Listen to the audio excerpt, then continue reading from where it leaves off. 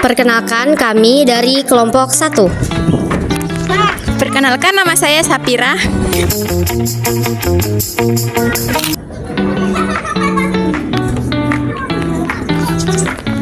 Perkenalkan, nama saya Ngisi Cindy Fastikasari.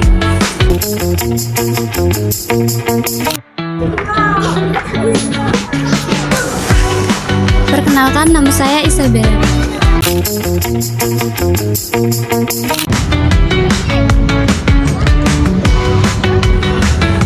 Perkenalkan, nama saya Siti Aminah.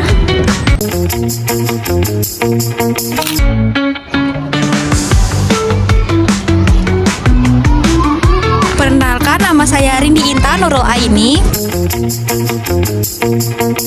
Halo, perkenalkan, nama saya Ferianti.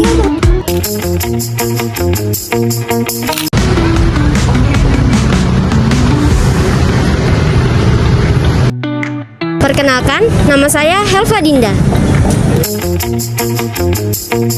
Assalamualaikum warahmatullahi wabarakatuh. Perkenalkan, nama saya Helva Dinda dari Universitas Muhammad, Fakultas FKIP, Prodi PD PAUD.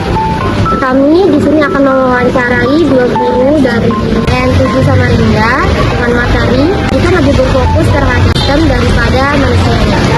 Sebelum memasuki sesi wawancara, kami akan menjelaskan atau memaparkan sedikit materi tentang teori Freire dan Rousseau. Paulo Freire, tokoh pendidikan asal Brasil, mengkritik Backing Concept of Education, yaitu pandangan yang menganggap siswa sebagai wadah kosong untuk diisi pengetahuan. Sistem ini membuka siswa karena tidak memberi ruang berpikir kritis. Menurut Freire, pendidikan seharusnya membangun kesadaran kritis agar peserta didik mampu memahami realitas hidup dan berani melakukan perubahan. Teori Rousseau menerangkan bahwa pendidikan harus mengikuti perkembangan alamiah karena setiap anak memiliki fitrah dan potensi. Namun pendidikan modern kaku dengan aturan dan nilai sering mengabaikan hal itu. Bagi Rousseau, pendidikan yang baik dan memberi kebebasan agar anak berkembang sesuai dengan usianya, bukan hanya sekadar menyesuaikan diri dengan sistemnya.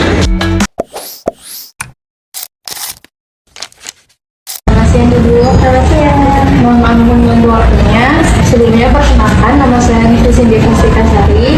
Saya dari Prodi Pendidikan Guru Pendidikan Anak Usia Dini dari Universitas Muhammad. Sebelumnya, maaf mengganggu waktunya. Saya dan teman-teman ingin meminta sedikit waktu Ibu untuk melakukan wawancara. Sebelumnya, boleh kami tahu siapa nama Ibu serta mengajar sebagai guru apa di sekolah? Kenalkan, nama saya Dian Tegani. Saya sini mengajarnya sebagai guru informatika. Saya sudah hadir 2 tahun. Iya, 3 tahun. 3 tahun sih. Ya, baik, sekarang langsung lanjut ke pertanyaannya ya Bu.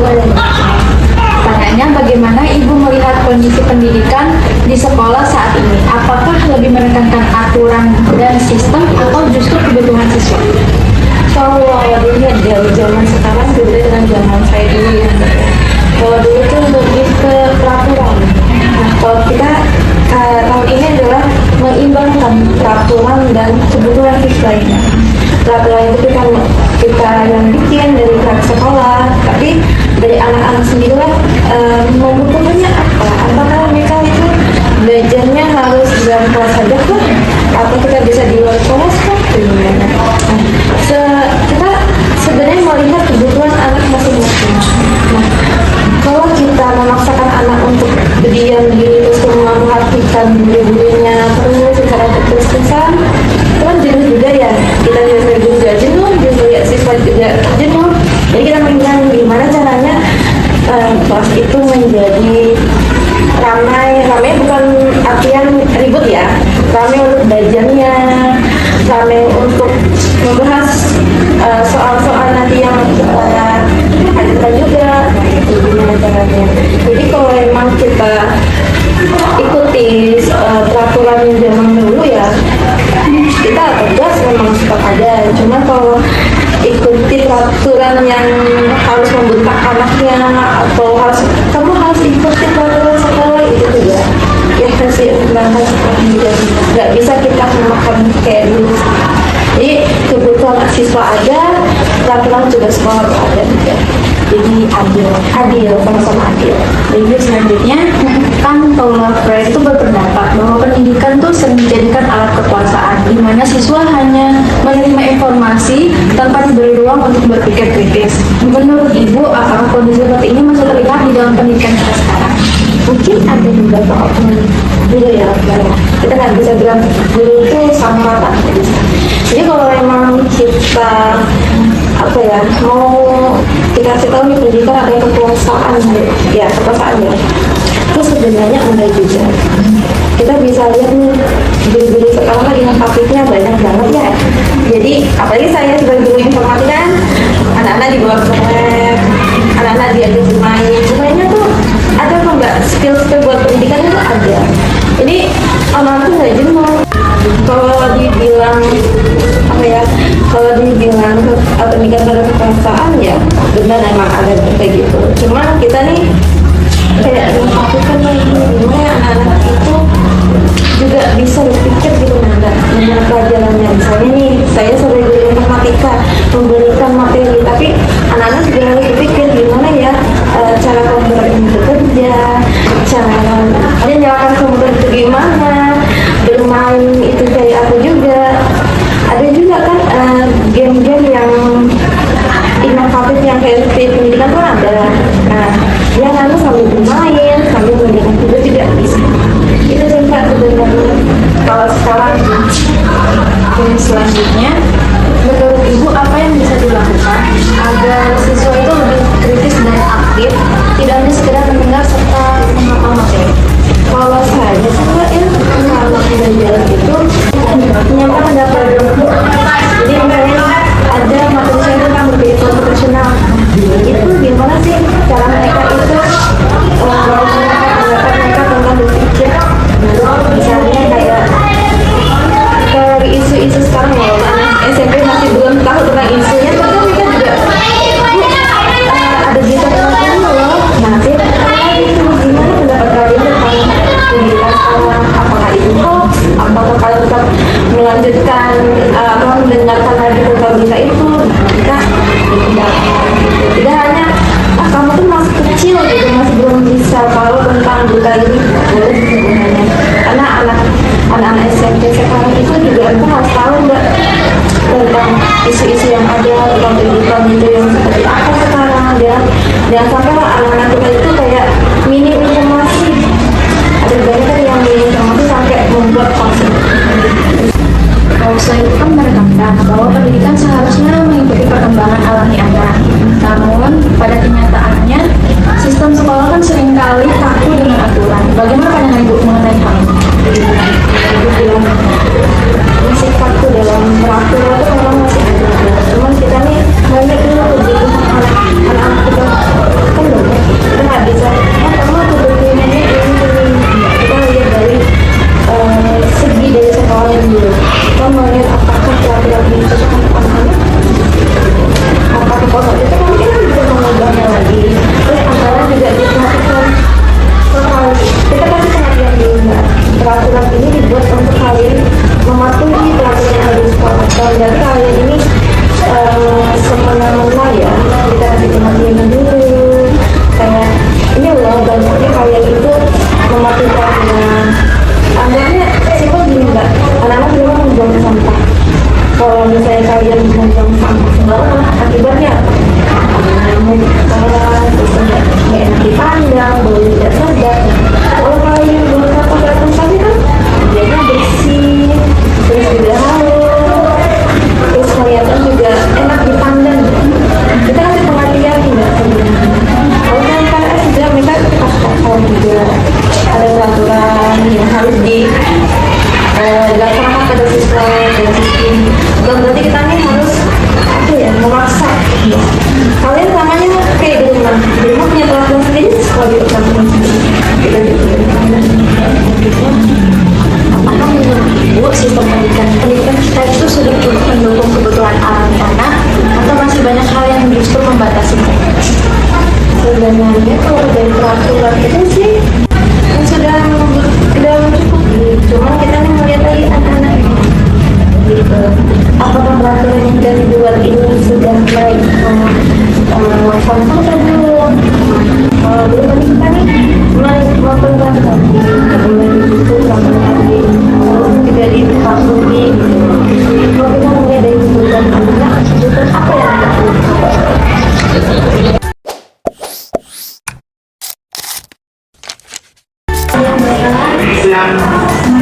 sebelumnya menunggu waktu Bapak. Perkenalkan, nama saya Isabella, saya dari Prodi PTUAU, Pendidikan Anak Usia Dini dari Universitas Muhammad. Sebelumnya, saya ingin meminta waktu Bapak untuk mewawancarai Bapak. Sebelumnya, nama Bapak siapa dan Bapak bekerja di latar belakang saya?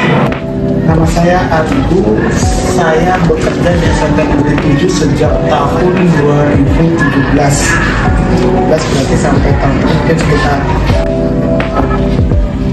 Di sini saya ada pertanyaan buat Bapak. Menurut Bapak, apa arti pendidikan bagi Bapak sebagai seorang guru? Pekerjaan saya sebagai seorang guru. Seperti itu ya. Guru, ya mungkin kita berangkat dari tujuan awal, kemudian saya mengambil pendidikan guru. Kita berangkat dari motivasi saya melihat orang-orang yang ada di sekitar, kemudian perannya guru di masyarakat, karena kita adalah pahlawan pendidikan bagi masyarakat yang fungsi dan tugasnya guru itu termuat dalam undang-undang, yaitu mencerdaskan kehidupan bangsa. Ini yang kedua dari motivasi saya mengambil guru, dan memang guru ini kita adalah pekerjaan yang tidak pernah putus untuk belajar. Kita selalu belajar dengan selalu ada perubahan kurikulum, dan kita menghadapi dengan bermacam-macam karakter. Jadi kita selalu belajar. Jadi guru itu profesi yang kita setiap harinya belajar memahami karakter, belajar bagaimana kita mengajarkan anak supaya mudah diterima. Inilah seninya dari seorang guru. Pertanyaan selanjutnya, bagaimana Bapak melihat kondisi pendidikan di sekolah sekarang? Bapak lebih menekankan aturan, sistem, atau kebutuhan siswa? Saya melihat pendidikan sekarang ini dua-duanya berjalan. Kita sistem berjalan, kemudian juga pembelajaran. Jadi kita mengajar ke anak, menyampaikan pelajaran ilmu ke anak-anak itu mengikuti sistem yang disampaikan, yang diberikan oleh pemerintah. Jadi kebutuhan apa yang diperlukan oleh anak-anak, ya itu pun sudah termuat dalam sistem. Kemudian kita bagaimana memodifikasi sistem yang disampaikan diberikan oleh pemerintah, kemudian kita berikan ke anak menyesuaikan dengan kebutuhan anak-anak. Jadi sistem yang diatur pun sudah termasuk bagaimana menghadapi anak yang berbeda karakter. Menurut Bapak, bagaimana cara agar siswa bisa lebih kritis, bukan hanya sekedar mendengar dan menghafal? Lebih kritis bukan hanya sekedar mendengar atau menghafal ya. Jadi kita melibatkan di setiap pembelajaran itu, kita melibatkan anak. Jadi bagaimana dia berperan di pembelajaran. Jadi bukan bahwa jangan sampai sumber pembelajaran itu hanya terfokus pada guru. Jadi dari anak pun kita bisa belajar sebenarnya. Jadi kita bagaimana guru memposisikan diri ke anak-anak itu sebagai belajar. Jadi mereka menyampaikan sesuai apa yang mereka ketahui, dan guru juga menyampaikan ilmu apa yang disesuaikan dengan. Jadi lingkungan belajar itu kita buat menyenangkan untuk anak-anak, sehingga anak-anak bisa dengan leluasa menyampaikan apa yang mereka ketahui, apa yang mereka tidak ketahui. Tapi kalau hanya terfokus pada guru, maka kita tidak mengerti kondisi anak. Karena di awal pembelajaran kita ada asesmen diagnostik, dan kita melihat kemampuan anak, cara belajar anak. Nah, kemudian dari asesmen itu kita kembangkan bagaimana kita memberikan materi terhadap anak agar anak bisa menerima apa yang kita sampaikan ke mereka. Jadi kita melibatkan di pembelajaran anak itu, dia terlibat langsung. Jadi dia bukan hanya duduk mendengarkan, tapi dia terlibat. Menurut Bapak, sistem pendidikan kita sudah cukup mendukung kebutuhan alami anak atau masih banyak yang menentang? Mendukung sudah sebenarnya. Cuman ya memang saat ini dengan sistem yang bukan berubah-ubah ya. Banyak orang masyarakat sekarang mengatakan bahwa ganti presiden, ganti menteri, kemudian ganti kurikulum. Dan seperti itu masyarakat saat ini melihatnya. Tapi kalau menurut saya, pandangan saya pribadi, kenapa kemudian kurikulum itu berganti? Karena kita melihat kemajuan zaman saat ini. Kalau kita di zaman yang tumbuh begitu pesat dengan kekayaan teknologi saat ini yang tumbuh begitu pesat, kemudian kita menggunakan kurikulum lama, kan kita pasti akan ketinggalan zaman, ya kan? dengan kurikulum baru, dia menyesuaikan dengan perkembangan zaman, kemudian menyesuaikan dengan kemampuan anak-anak. Ini sebenarnya sudah berjalan searah apa yang dimau oleh pemerintah, kemudian bagaimana ya sekarang kita sebagai praktisi, Bapak Ibu guru yang mengajar di kelas ini mengartikan kurikulum atau sistem yang dibuat oleh pemerintah dan diterima oleh anak-anak. Nah, ketika itu berjalan beriringan, maka tujuan amanat undang-undang itu akan berjalan berdasarkan kehidupan bangsa. Karena kalau ya itu tadi, ketika sistem itu tidak disesuaikan dengan kemajuan atau perkembangan zaman, maka nanti kita tinggal. Apa harapan Bapak untuk pendidikan kedepannya agar lebih humanis dan sesuai dengan perkembangan? Sebenarnya ini sudah bagian dari harapan yang sudah berjalan saat ini, cuman mungkin kalau saya pribadi ya mewakili juga Bapak Ibu guru, kesejahteraan itu penting. Guru ketika guru sejahtera, maka guru tidak ada lagi beban untuk memberikan pendidikan terhadap anak. Tapi itu banyak hal coba saja. Dan kalau yang dari sisi lain, saya rasa sudah berjalan tinggal unsur pendukung dalam pendidikan itu bisa dipenuhi oleh pemerintah, ya, ruang belajar yang nyaman buat anak-anak, kemudian fasilitas yang memadai.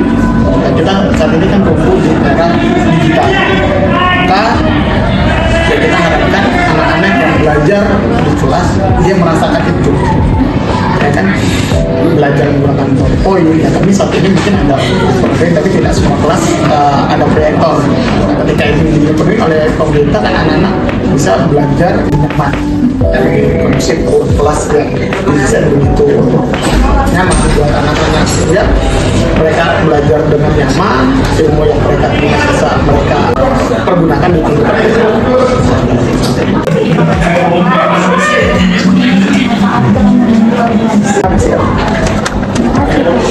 Jadi kesimpulan dari materi video kami bahwa Paulo Freire melihat pendidikan sebagai sarana kebebasan dan kesadaran kritis. Sedangkan menurut Rousseau melihat pendidikan sebagai proses alamiah yang menghargai kodrat anak. Jadi keduanya sama-sama menekankan bahwa pendidikan tidak boleh menindas, melainkan harus membebaskan, memanusiakan, dan mendukung perkembangan alami peserta didik. Itulah akhir dari tugas wawancara kami. Jika ada salah kata atau tindakan yang tidak berkenan, mohon dimaafkan. Terima kasih sudah menonton video kami. Atas perhatiannya kami ucapkan terima kasih. Wassalamualaikum warahmatullahi wabarakatuh.